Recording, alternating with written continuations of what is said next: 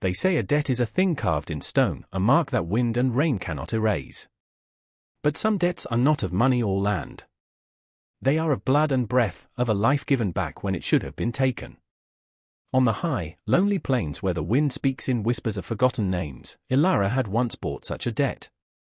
She had paid for it with thread and boiled water, with whispered prayers and the steady calm of her hands. She had saved a man left for dead, a bandit with a hole in his side and a fever that burned like prairie fire.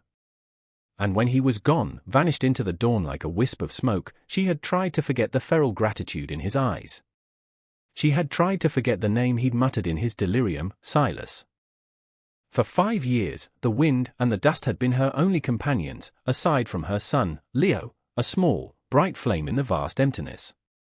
The memory of the wounded man had faded, becoming a ghost story she told only to herself in the deepest hours of the night.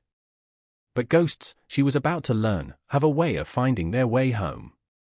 He came on a Tuesday, the air thick with the heat of a coming storm. The horizon, usually a clean, sharp line, shimmered and blurred. Ilara was mending a harness on the porch, her fingers deft and sure. Leo was in the dust nearby, tracing patterns with a stick, the small wooden bird she'd carved for him clutched in his other hand. First came the sound, a rhythmic beat that was not the pulse of the earth. It was the slow, deliberate tread of a horse. Ilara's hand stilled. No one came to this place. Traders kept to the main road, 10 miles south. Neighbors were a day's ride away and sent word.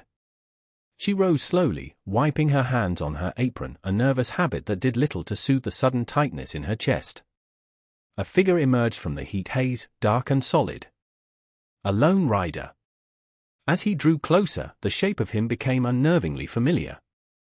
The broad set of his shoulders, the way he sat his horse not with arrogance, but with a weary stillness, as if he were a part of the animal itself.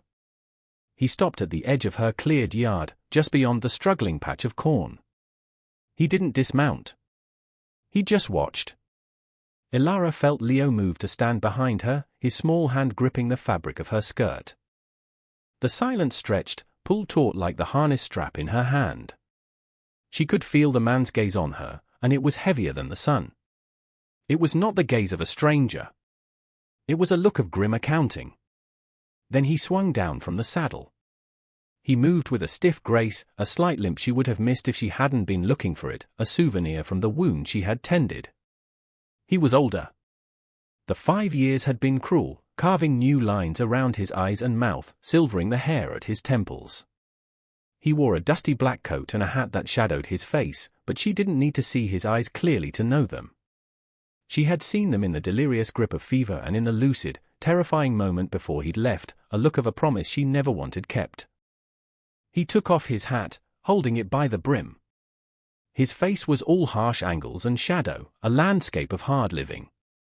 But it was his eyes that stole her breath. They were chips of winter flint, cold and hard. And they were filled with a light that was not gratitude, not memory, but a focused, terrible fire. They were eyes full of vengeance. Her heart hammered against her ribs. This was not the broken man she had pitied. This was a storm come to break over her land. "Leo," she said, her voice a low command, "go inside."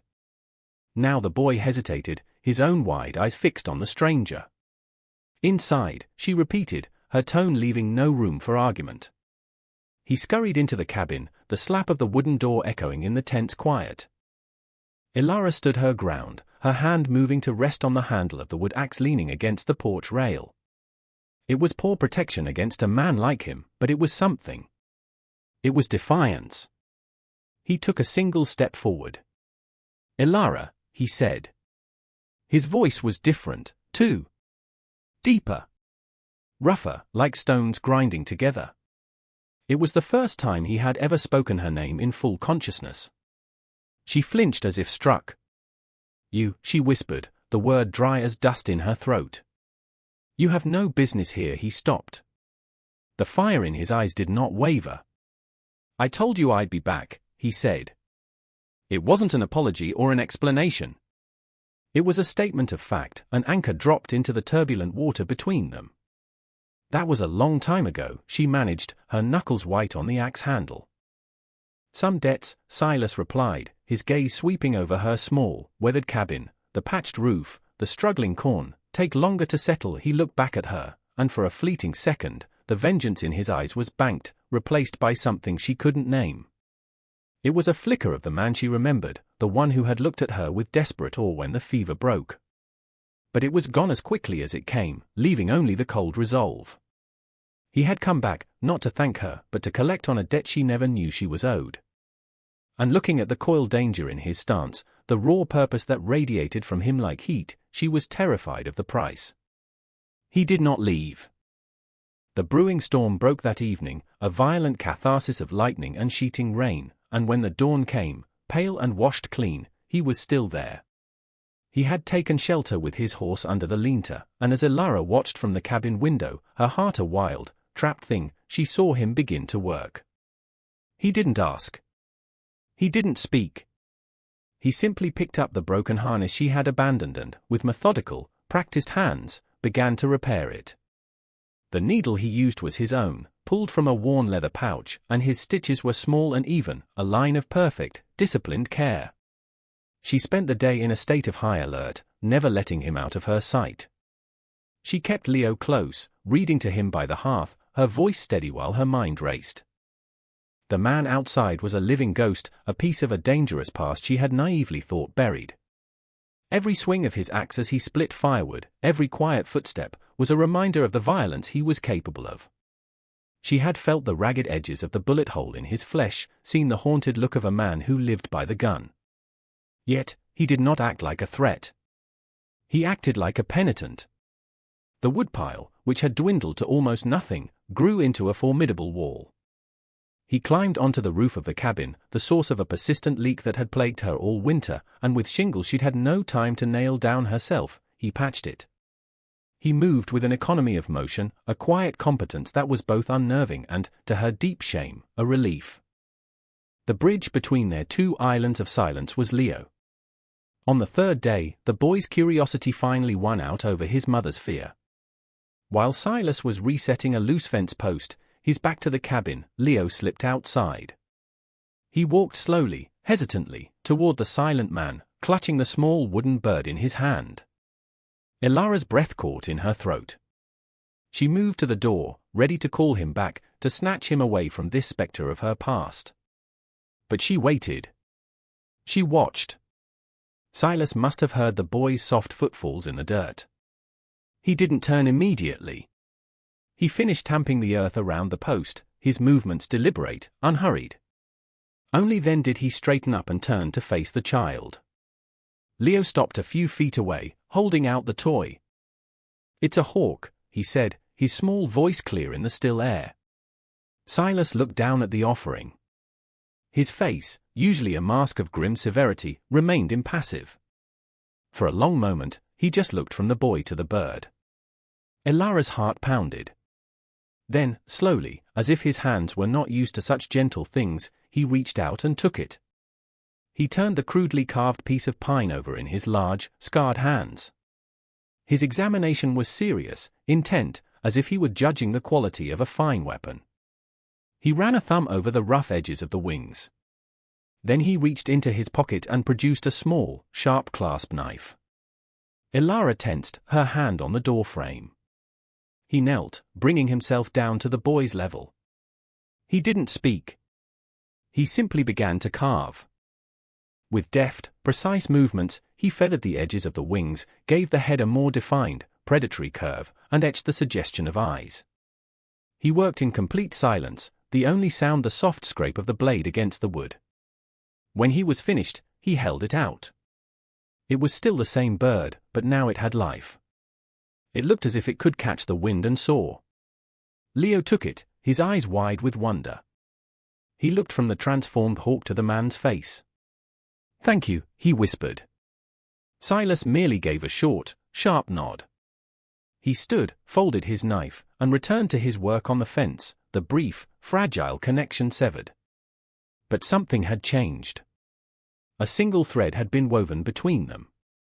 That night, after Leo was asleep, Elara found the courage to approach him.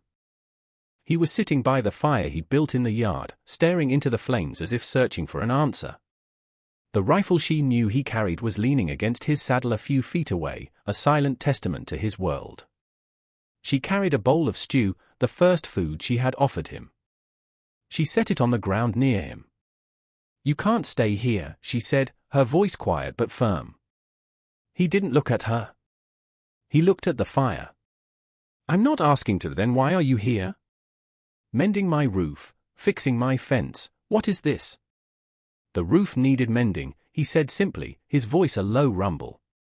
"The fence was down. People don't just show up and start fixing things. Not men like you." The words hung in the air.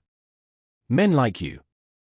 Men who carry guns and have bullets dug out of their backs in lonely cabins." He finally turned his head, and his eyes caught the firelight. The vengeance was still there, a deep, banked coal, but it was overshadowed by a profound weariness.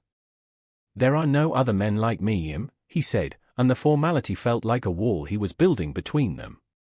He looked back at the flames. She saw his hands, resting on his knees. They were calloused and scarred, but they were still.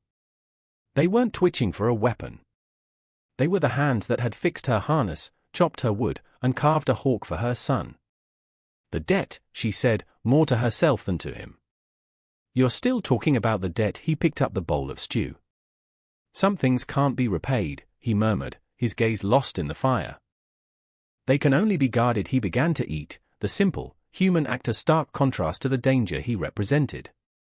Ilara retreated to her porch, watching him. He was a puzzle of contradictions, a killer who was gentle with a child, a drifter who built things, a man burning with vengeance who showed only quiet diligence. She had saved his life, and now he seemed to believe that life belonged to her, to this place. He was guarding it. The question that chilled her to the bone was simple: from what? The shadow he was guarding them from did not wait long to show its face. It began as a change in the wind, a feeling of being watched from the distant, empty ridges. Twice, Ilara saw the glint of sun on glass from the high bluffs to the west, a spyglass perhaps. When she mentioned it, Silas's face had become granite. He said nothing, but his quiet watchfulness intensified. He began walking the perimeter of her small property at dawn and dusk, his rifle no longer resting against his saddle but held loosely in his hand. The air grew heavy with a tension that had nothing to do with the weather. Then, the shadow took a name and a form. A man rode up to the cabin one afternoon, not on a workhorse, but on a fine, black gelding with a silver-inlaid saddle. He wore a tailored coat and a clean hat, looking utterly out of place in the dust and poverty of Ilara's homestead. He dismounted with an air of ownership, his polished boots crunching on the dry earth. Silas had seen him coming and had melted into the shadows of the barn, a phantom Ilara could feel but not see. The man smiled at her, a thin, predatory expression that did not reach his cold eyes. "Mrs. Cole?" he asked, his voice smooth as oiled leather. Ilara nodded, wiping her hands on her apron, her body rigid with apprehension. "My name is Fletcher. I represent Baron Caldwell." The name meant nothing to her, but she saw a flicker of movement in the barn's darkness and knew it meant everything to Silas. "The Baron has taken an interest in this region," Fletcher continued, his gaze sweeping over her land with dismissive appraisal. "The railroad is coming through. Land values are about to appreciate. He is making generous offers to the landowners in this valley." "This land isn't for sale," Ilara said, her voice stronger than she felt. Fletcher's smile tightened. "Everything is for sale, Mrs. Cole. It's just a matter of finding the right price. The Baron is a reasonable man, but he does not like to be disappointed. He understands you're a widow, struggling. He sees this as an act of charity." The condescension in his tone was a slap. "We're doing fine," she said through gritted teeth. "Are you?" Fletcher's gaze drifted to the newly mended fence, the stacked firewood, the patched roof. A flicker of suspicion crossed his face. "You seem to have acquired some help." "Farmhand." "A drifter," Ilara said quickly. "Paid him for a week's work." "He's gone now." The lie felt clumsy on her tongue, but it was a necessary shield. Fletcher stared at her for a long moment, his eyes boring into hers, searching for the truth. He clearly didn't believe her. "Well," he said, turning back to his horse. "The Baron's offer stands. For now. He will be in touch." He mounted his horse and rode away, leaving a trail of dust and a palpable sense of menace. The moment he was out of sight, Silas emerged from the barn. The man who had been so quiet and contained was gone. In his place was a predator, coiled and lethal. His face was a thundercloud, his jaw set so tight the muscles bulged. The vengeance in his eyes was no longer a banked coal, it was a raging inferno. "He can't know I'm here," Silas said, his voice a low, dangerous growl.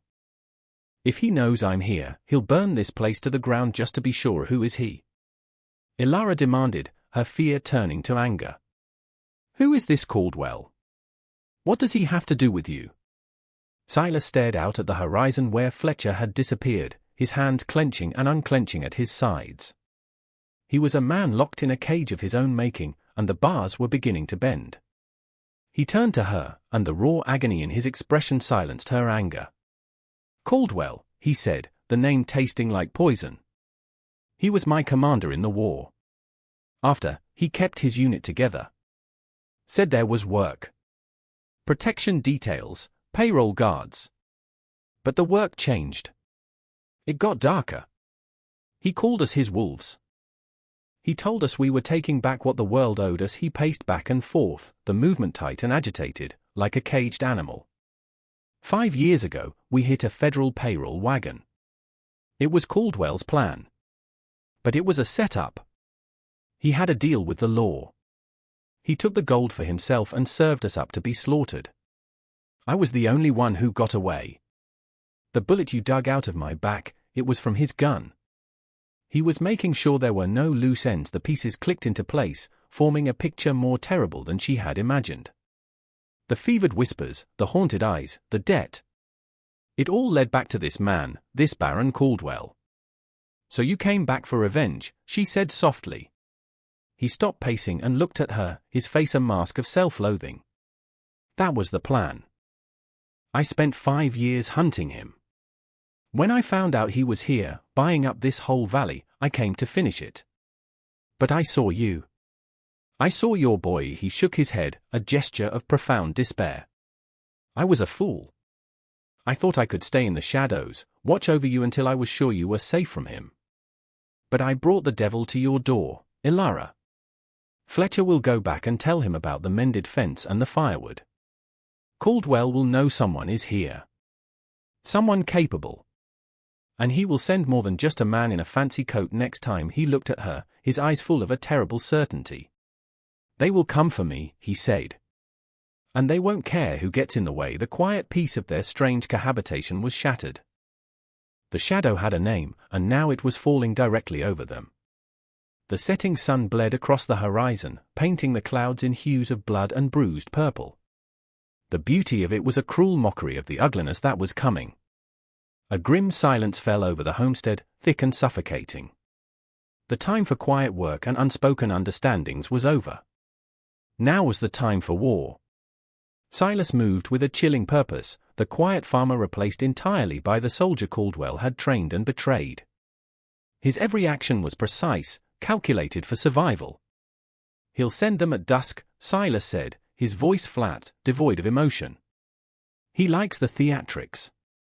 Likes to use the fading light." He checked his rifle, the click of the bolt sliding home unnervingly loud in the quiet air. He handed Ilara a heavy Colt revolver, its metal cool and menacing against her skin. She had never held a gun in her life. "I can't," she whispered, her hand trembling. He took her hand in his, forcing her fingers to curl around the grip. His touch was not gentle, but it was steady. It was absolute. "You can," he said, his flinty eyes locking with hers. "You have a son to protect. You think about him, and you can do anything." He looked at the gun in her hand.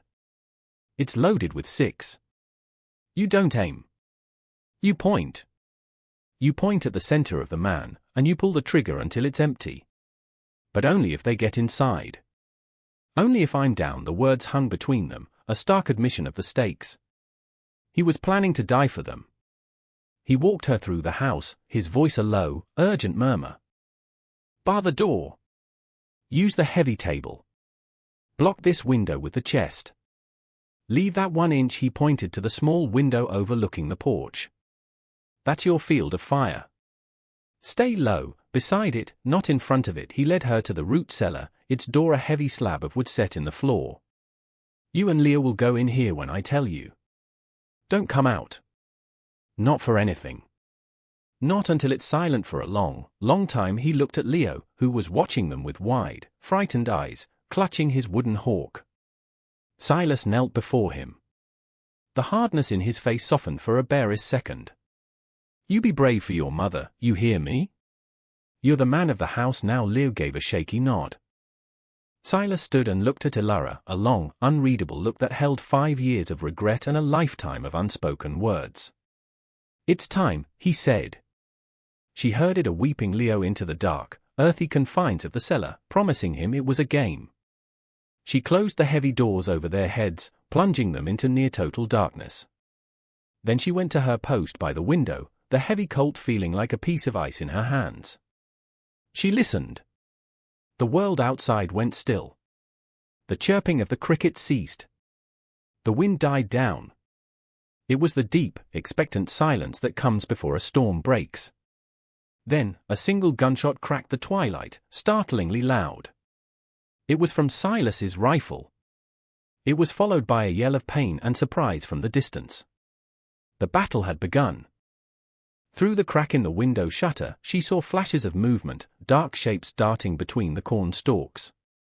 They were trying to flank the cabin. Another rifle shot from Silas, this one from the barn. He was moving, using the terrain, the very land he had been tending, as his weapon. Muzzle flashes answered him from the darkness, the bullets thudding into the log walls of the cabin like angry fists. Ilara's world shrank to the small space beside the window, her knuckles white, her breath coming in shallow gasps. She could hear the grunt of men, the crack of wood, the sharp, terrifying report of gunfire. It was a symphony of chaos. Silas was a ghost in the twilight. She saw him for a moment, a fleeting shadow moving from the barn to the woodpile, firing 2 quick shots from his pistol before disappearing again. He was drawing their fire, leading them, controlling the rhythm of the fight. He was one man against what sounded like half a dozen, but he was fighting with the ferocity of a cornered wolf. The minutes stretched into an eternity. Suddenly, there was a crash at the back of the cabin. The window in the small bedroom shattered. They were inside. Ilara's blood ran cold. She heard a heavy thud, then footsteps. A man's silhouette appeared in the doorway of the main room, backlit by the dying light. He was large, holding a shotgun, his eyes scanning the room for her. Her heart hammered against her ribs, a frantic drumbeat of terror. Think about him. You can do anything. Leo's face flashed in her mind. Her fear solidified into a core of pure, unyielding resolve. She raised the Colt with both hands to steady it. The barrel shook. The man saw the movement and started to bring his shotgun around. She didn't aim. She pointed. She squeezed the trigger. The explosion was deafening in the small cabin. The gun bucked in her hands, the recoil slamming her shoulder. The man staggered back, a look of stunned disbelief on his face, before he crumpled to the floor. The smell of gunpowder filled the air, acrid and sharp. She stared at the fallen man, her mind numb. Outside, the firing suddenly stopped. A heavy, ringing silence descended, broken only by her own ragged breathing. She didn't know if that was a good thing or a bad thing. She waited, frozen, the gun still pointed at the doorway, for what felt like a lifetime. Then she heard a single, weary footstep on the porch. Ilara? It was Silas's voice. Weak, but alive. The world came rushing back in a wave of sound and sensation. The smell of blood and cordite, the buzzing in her ears, the tremor in her hands. She stumbled to the door, her legs unsteady, and unbarred it. Silas was leaning against the porch rail, a dark stain spreading across his left shoulder. His face was pale beneath the grime and sweat, but he was standing. His eyes found the body on the floor inside, then looked to the gun still clutched in her hand. A complex emotion flickered across his face: pride, horror, regret. "I told you that you could," he said, his voice a rough whisper. Beyond him, in the yard, the cost of their safety was laid bare. 3 other shapes lay still in the deepening gloom. The silence that followed was heavier than the gunfire had been. It was a silence filled with ghosts. He pushed himself off the rail, his movements stiff with pain. "It's over," he said. For tonight, but they both knew it wasn't the end. This was just the first wave. Fletcher and the men he brought were hirelings. The true threat, the Baron, was still out there, a serpent whose head remained untouched. Silas would be a marked man as long as Caldwell drew breath. And this homestead, once a sanctuary, was now a target. He sank down onto the porch steps, his rifle laid carefully beside him. The adrenaline was fading, leaving behind a deep, bone-weary exhaustion and the sharp bite of his wound. Ilara moved automatically, her shock giving way to the familiar motions of a healer. She fetched her medical box, the same one she had used for him 5 years ago. Tearing away the fabric of his shirt, she examined the wound. It was a deep graze, bleeding freely, but the bullet had passed through muscle, not bone. It was painful, but not fatal. As she cleaned it with carbolic soap and water, her hands were steady. The trembling had stopped. The woman who had fired the gun was a stranger to her, but the woman tending the wound was not.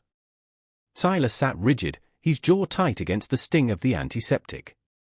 He didn't speak as she worked, but his eyes never left her face. He watched the way her brow furrowed in concentration, the gentle efficiency of her fingers. When she began to wrap the bandage, his hand came up and covered hers, stilling her movements. His touch was rough but surprisingly gentle.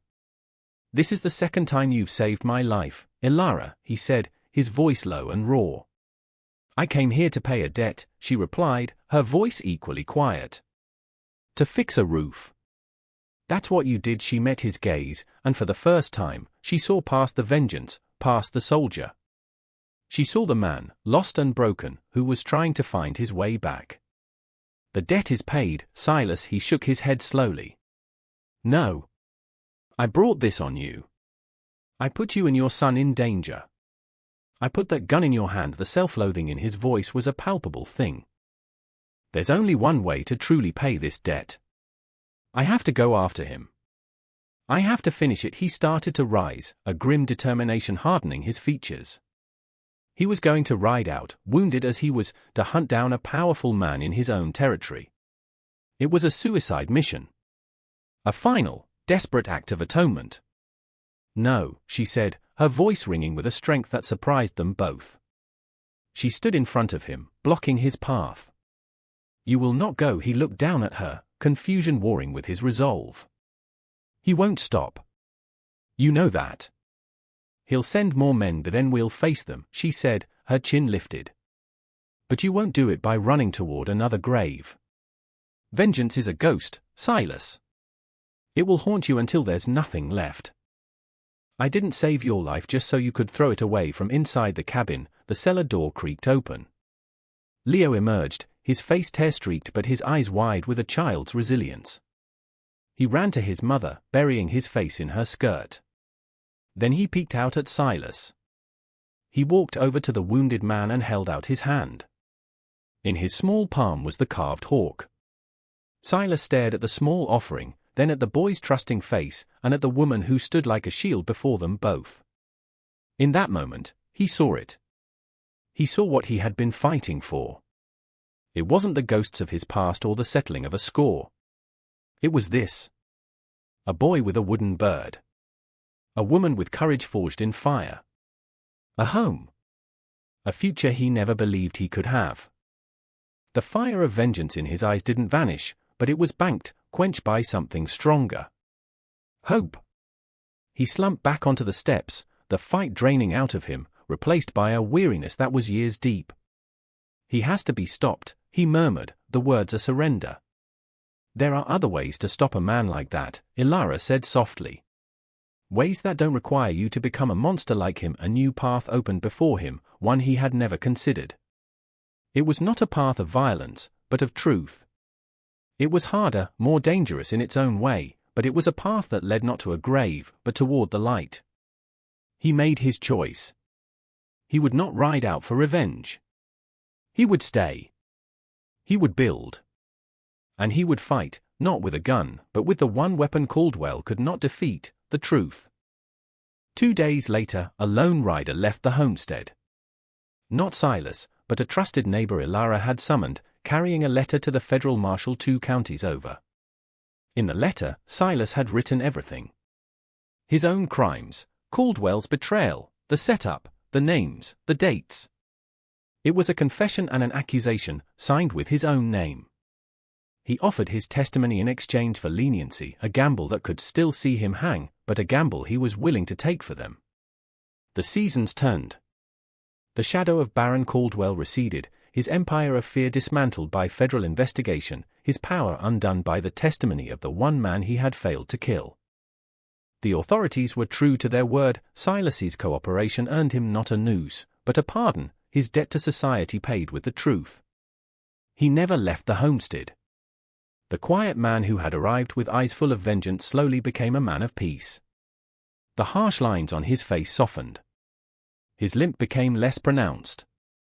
He still worked the land with a quiet diligence, but now it was not penance, it was a joy.